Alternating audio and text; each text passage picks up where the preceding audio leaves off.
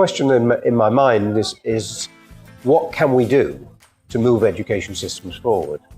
And obviously that answer depends on where the system is at the moment. So you start from where the system is. If you're going to bring about change, you've really got to reach into the system. And words like inclusion, equity, they can be quite confusing and themselves could be a barrier, really. So it's therefore a process. It's not, are you inclusive or not inclusive? So it's a process, it's a journey of saying, what else can we do to reach the children that we are not reaching at the moment? The logical implication of that, of course, is there will never be such a thing as an inclusive school, because there are always going to be new children who come along with new challenges.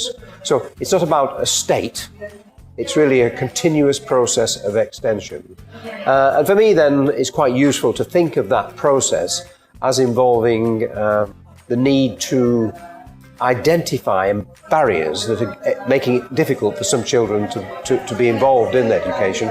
And those barriers can take many different forms. I mean, some barriers are relatively straightforward. If there are problems with the building, you can usually fix the building. But there are deeper barriers to do with the way education systems run.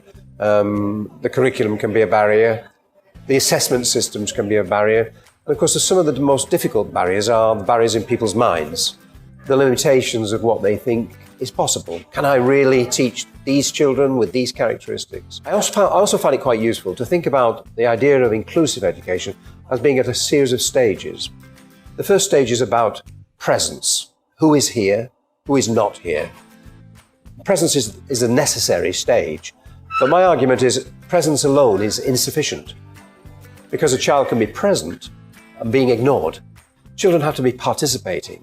They have to feel that they belong, that they have a role, that they are valued for who they are, that their names are used.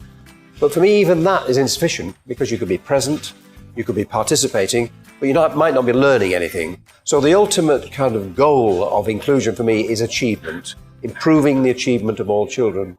It is school improvement in such a way that we'll be able to include some children who at the moment are not included, but in such a way that it should benefit all the children in the schools. A process of school improvement, but kind of school improvement based on values and beliefs, school improvement with attitude. Always it is about collaboration. It's about teachers working with teachers. It's about children working with children, because children can help and support one another. So we find it very helpful to create networks of schools. And then, of course, because you need to reach out to the families, you need to be engaged with local businesses, with universities, with religious organisations.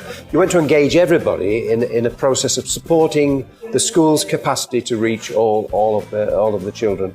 And of course, the obvious implication of that is that it won't happen by chance, for the success or otherwise of this kind of what I call school improvement with attitude. School improvement that's based on values and principles and beliefs.